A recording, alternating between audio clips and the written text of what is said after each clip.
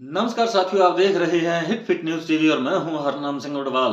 दोस्तों, आपने social media पर ये खबर चलती देखी होगी जिसमें ममता बनर्जी जो है वो ईडी पर ही छापा मारती है। यानी ईडी जो है वो कलकत्ता में ममता बनर्जी के आई पैक ऑफिस कार्यालय के अंदर रेड मारती है, जहां से कुछ पॉलिटिकल फाइलें जब्त करने की कोशिश करती है और तभी पहुंच जाती हैं ममता बनर्जी, मुख्यमंत्री पश्चिमी बंगाल की।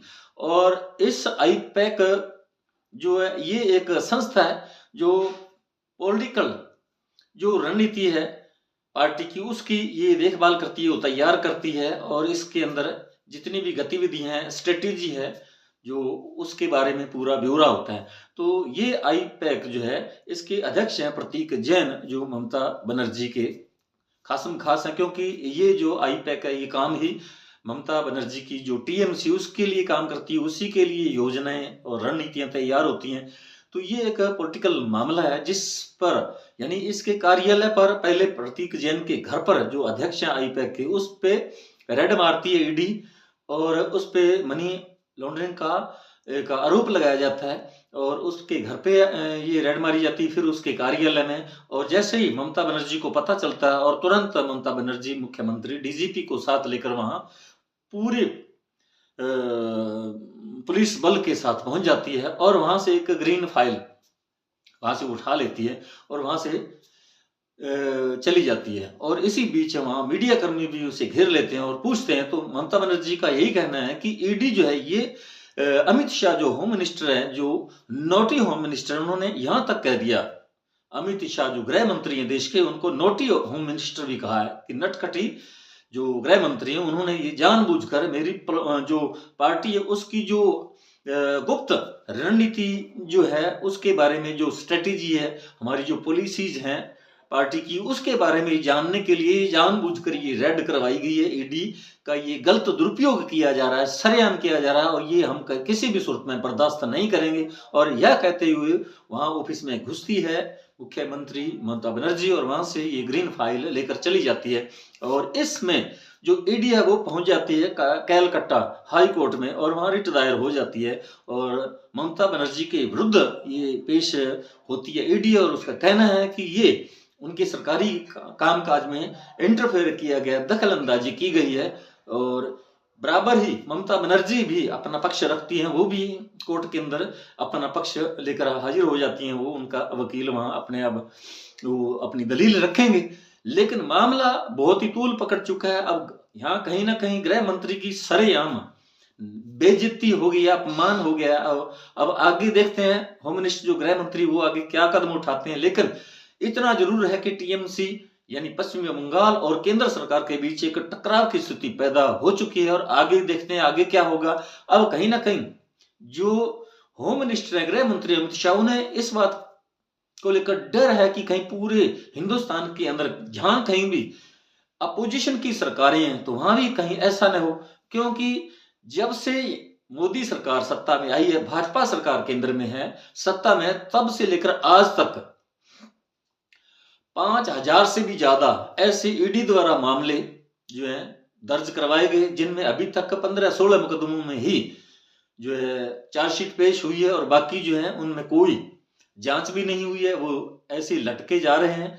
और जो ईडी है उसका सरेआम दूसरी अन्य पार्टियां जो विपक्ष, वो आरोप लगा रहा है केंद्र सरकार पर और अमित शाह जो गृह मंत्री है उन पर, क्योंकि ईडी जो है वो होम मिनिस्टर जो है उनके यानी गृह मंत्रालय के अंतर्गत काम करती है।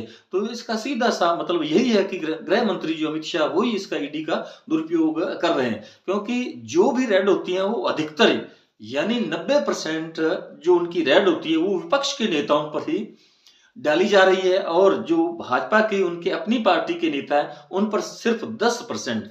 और ये बिल्कुल आश्चर्यजनक बात है कि अगर 5,000 केस ईडी द्वारा दर्ज कराए जाते हैं जो अभी पेंडिंग है, चल रहे हैं, विचाराधीन है, और उसमें केवल जो सत्यता कहीं ना कहीं ऑथेंटिसिटी पाई जाती है वो केवल 15-16 केस के अंदर ही। तो आप बिल्कुल कोई भी मूर्ख से मूर्ख आदमी भी ये अंदाजा लगा सकता है, कल्पना कर सकता है कि ईडी का निश्चित तौर पर डेफिनेटली ये जो ईडी है इसका दुरुपयोग किया जा रहा है। इससे पहले की सरकारों ने भी किया होगा, कांग्रेस की सरकार ने भी किया होगा। इसीलिए एक बार चीफ जस्टिस ऑफ इंडिया ने ये बात पहले भी कही थी, कांग्रेस के जमाने में कहा था कि ईडी जो है वो पिंजरे का तोता बनकर रहेगी। अब ये तो अब तोते से आगे, इस एग्जाम्पल से आगे अब कोई नया, कोई ऐसा कोई चुटकुला, ऐसी कोई कहावत, ऐसा कोई स्टेटमेंट हो तो हमें नहीं पता, लेकिन पिंजरे का तोता तो हम कह ही सकते हैं, क्योंकि ईडी का ये दुरुपयोग सरेआम हो रहा है।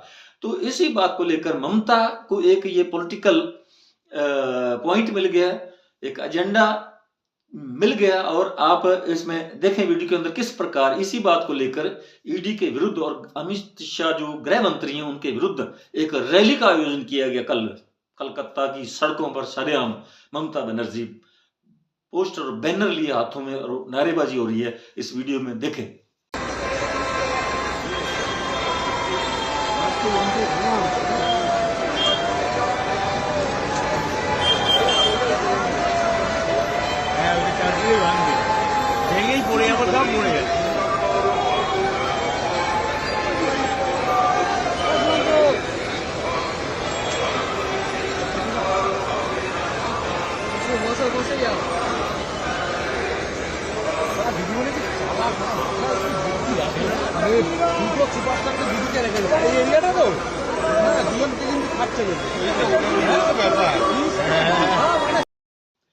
इतना ही नहीं, जब ममता बनर्जी डीजीपी के साथ कार्यालय में पहुंचती है जहां रेड मारी गई थी, ईडी द्वारा वहां पहुंच जाती है, वहां से फाइल लेकर निकलती है, तब उन्होंने क्या कहा ये भी सुनिए, ये एक वीडियो देखिए। How to collect all of our party hard disk, the candidate list, the party strategy, the party plan. Is it the duty of the ED and Amit Shah, the nasty home minister, the naughty home minister who cannot protect the country, and he's taking away all my party documents? If I read the BJP party office, what will be? तो सुना, English में बात कर रही है ममता बनर्जी। वो कह रही है कि नोटी होम मिनिस्टर हैं गृह मंत्री अमित शाह, ये जानबूझकर यहाँ पश्चिमी बंगाल के अंदर ये दखल अंदाजी की जा रही है, ईडी के माध्यम से छापेमारी की जा रही है। बिल्कुल आई पैक पर ये जो ईडी द्वारा छापेमारी की गई है ये बिल्कुल अवैध है, इल्लीगल है। कोयला घोटाले की कोई पुरानी कोई ऐसा मामला है तो उसमें आई पैक का कोई इसमें कोई लेन देन नहीं है, कोई इसका कोई उससे कनेक्शन नहीं है। आई पैक हमारी एक संस्था है जो हमारे पॉलिटिकल विचार और हमारी रणनीति तैयार करती है, पॉलिसीज बनाती है।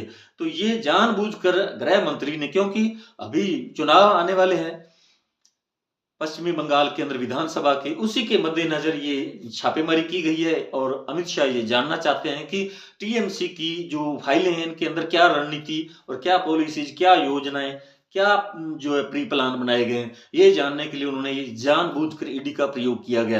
तो इस प्रकार आप देख सकते हैं दोस्तों, पूरे हिंदुस्तान के अंदर कानून का राज खत्म सा हो गया, यहाँ तानाशाही और गुंडागर्दी चल रही है। बीजेपी के अंदर ही कितने कितने बड़े अपराधी, कितने कितने बड़े नेता लोग हैं, मंत्री मिनिस्टर, वो बलात्कार के केसों के अंदर वो नामजद हैं, लेकिन उनके विरुद्ध कोई कार्रवाई नहीं होती। आप दिलीप सेंगर का ही आपने अभी थोड़े दिन पहले मामला सुना था, और किस प्रकार उसे बचाने के लिए भाजपा का पूरा कुंबा दिन रात पसीना बहा रहा था। तो इससे पता चलता है कि बेटी बचाओ बेटी पढ़ाओ का नारा देने वाली भाजपा का आज स्तर कितना गिर चुका है। तो साथियों, हमारा ये वीडियो आपको कैसा लगा कमेंट बॉक्स में जरूर लिखकर बताइएगा। यदि आपने अभी तक हमारे hit fit news TV channel को सब्सक्राइब नहीं किया तो प्लीज सब्सक्राइब कर लें। यदि आपने अभी तक हमारे फेसबुक पेज हरनाम सिंह बड़वाल को फॉलो नहीं किया तो प्लीज कर लें। आपका बहुत बहुत शुक्रिया, धन्यवाद। राम राम, सत श्री अकाल।